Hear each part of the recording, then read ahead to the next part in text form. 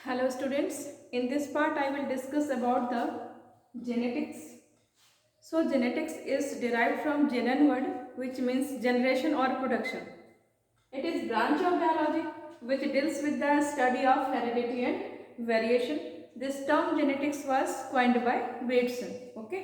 So genetics में हम individual organism में जो कैरेक्टर का ट्रांसमिशन होता है पेरेंट्स टू ऑफस्प्रिंग, सो ये कैरेक्टर का ट्रांसमिशन इज हेरिडिटी, ये स्टडी करेंगे।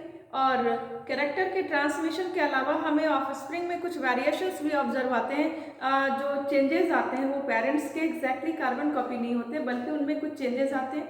दिस चेंजेस आर वेरिएशन, तो वेरिएशन को स्टडी करेंगे। क्लियर?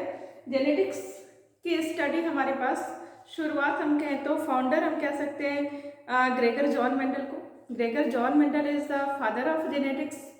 लेकिन मेंडल से पहले भी जेनेटिक्स थी और मेंडल के बाद भी जेनेटिक्स का एडवांसमेंट हुआ, लेकिन लैंडमार्क जो सबसे पहले शुरुआत की जेनेटिक्स के फील्ड में बेहतर काम करने की वो ग्रेगर जॉन मेंडल थे।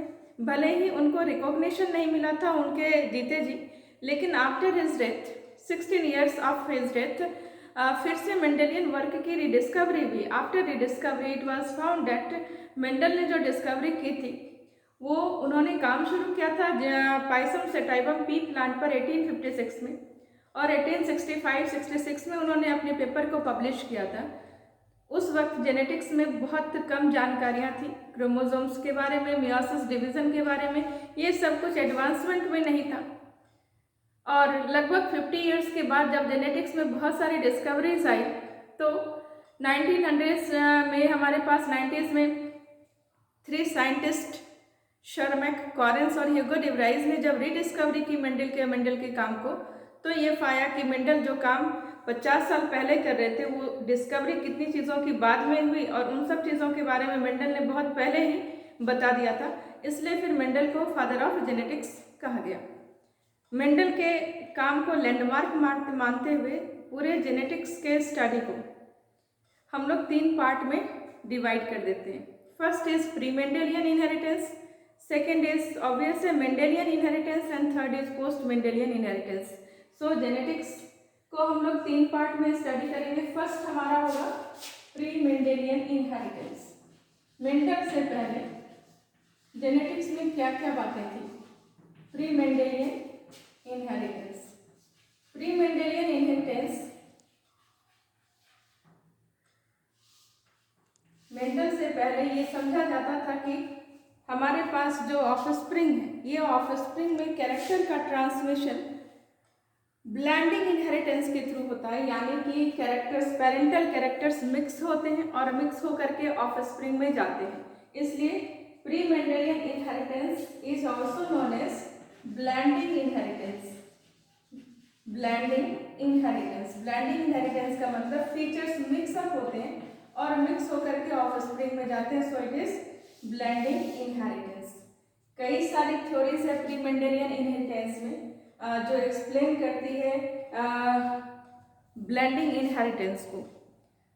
सो सम इम्पॉर्टेंट थ्योरीज को अभी हम लोग डिस्कस करते हैं। First theory is moist vapour theory. First theory is moist vapour theory.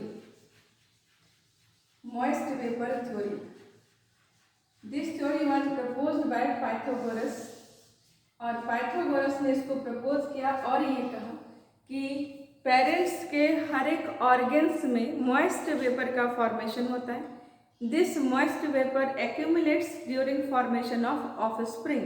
Okay, so moist vapour theory क्या कहता है? it was proposed by Pythagoras.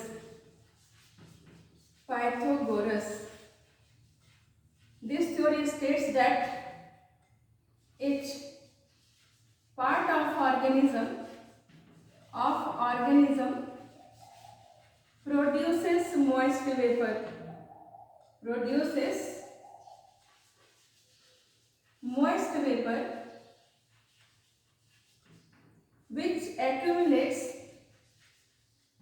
which accumulates in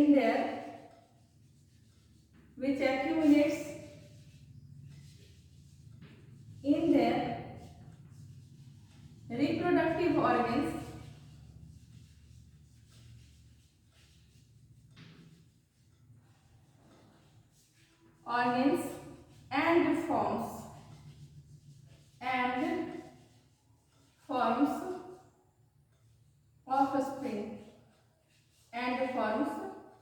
offspring सो ये है हमारा moist vapour theory.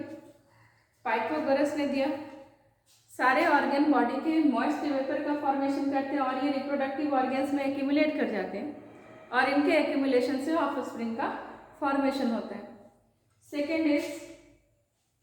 Second theory is fluid theory.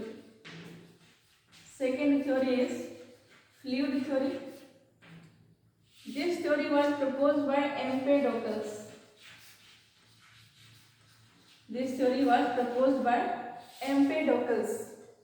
It states that same है ऐसे जैसे ये थ्योरी थी कि each and every part of organism produces fluid and this fluid accumulates in the reproductive organ and forms the offspring during reproduction. So this theory states that every organ produces fluid which accumulates in their reproductive organs and accumulates to form offspring during reproduction process.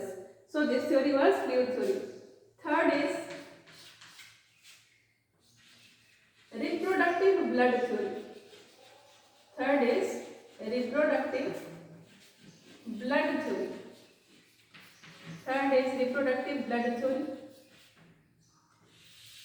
This theory was proposed by Aristotle. Aristotle is father of biology and father of zoology. और Aristotle ने ये बताया कि mail और female individual के पास दो type के blood का फॉर्मेशन होता है ड्यूरिंग रिप्रोडक्शन। रिप्रोडक्टिव ऑर्गन्स में दो टाइप के ब्लड का फॉर्मेशन होता है, यानी एरिस्टोटल ने कहा कि रिप्रोडक्टिव ऑर्गन्स में two types of blood are produced. In the male the reproductive blood is called semen and in the female reproductive blood is called menstrual fluid. Semen is considered as pure blood. This is considered as pure blood and menstrual fluid is considered as impure blood. Both the blood mixes during reproduction and produces offspring. ये दोनों blood, reproductive blood, semen को कहा, menstrual fluid को कहा, ये दोनों mix होते हैं और मिक्स होकर के ऑफस्प्रिंग का फॉर्मेशन कहते हैं। तो ये था हमारा reproductive blood theory. This was proposed by Aristotle. Next theory is preformation theory.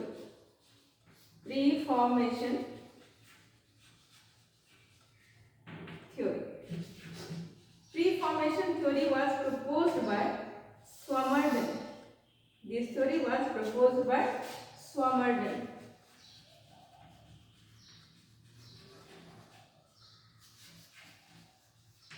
ये थ्योरी कहता है कि जो ऑफस्प्रिंग का फॉर्मेशन होता है, ये ऑफस्प्रिंग मिनिएचर फॉर्म में पहले से ही बना हुआ रहता है स्पर्म और एग के अंदर। यानी जो ऑफस्प्रिंग हम डिलीवर करते हैं वो ऑफस्प्रिंग का फॉर्मेशन नहीं होता, बल्कि वो मिनिएचर फॉर्म में स्पर्म और एग के अंदर पहले से ही प्रेजेंट होता है। छोटा सा बेबी मिनिएचर फॉर्म में, ये मिनिएचर फॉर्म में इस तरह से एक छोटा सा बेबी प्रेजेंट होता है, स्पर्म में भी और एग में भी। और ये जो मिनिएचर फॉर्म है, दिस मिनिएचर फॉर्म मिनिएचर मतलब बहुत छोटा फॉर्म was called homunculus। इसके लिए टर्म दिया होमनक्यूलस। इस होमनक्यूलस को मदर अपने यूट्रस में नरिशमेंट करती है और ये नरिशमेंट करने के कारण ये डेवलप हो जाता है और डेवलप होकर के बेबी के फॉर्म में प्रोड्यूस हो जाता है और इस तरह से मदर अपने यूट्रस से इस बेबी को डिलीवर करती है। यानी ये फॉर्मेशन बाद में नहीं हुआ, बल्कि बेबी पहले से ही बना हुआ था स्पर्म और एग के अंदर छोटे से फॉर्म में। और मदर ने जब इसको यूट्रस से नरिशमेंट दिया तो ये डेवलप कर गया और डेवलप करके इसने अपने फॉर्म को लिया, फिटस का फॉर्म लिया, और वो फिटस जब वेल डेवलप्ड हो गया तो इसको बॉडी से बाहर डिलीवर कर दिया गया। This theory was preformation theory which was proposed by Swammerdam. Okay, next theory is particulate theory. Next is particulate theory. This particulate theory was proposed by Maupertuis. This theory was proposed by Maupertuis. इसने ये वैसी theory जैसे कि moist vapour या fluid theory थी। इसने कहा कि जो ऑर्गन है ऑर्गेनिज्म का, इस ऑर्गन के अंदर में पार्टिकल का फॉर्मेशन होता है and this particle accumulates in the reproductive organ to form offspring. So this is particulate theory which was proposed by Maupertuis. Last important theory is pangenesis theory. Pangenesis theory. This theory was proposed by Darwin. This theory was proposed by Darwin. और Darwin ने कहा कि हर cell, organism के हर cell के पास कुछ structure होते हैं जिनको पेनजीन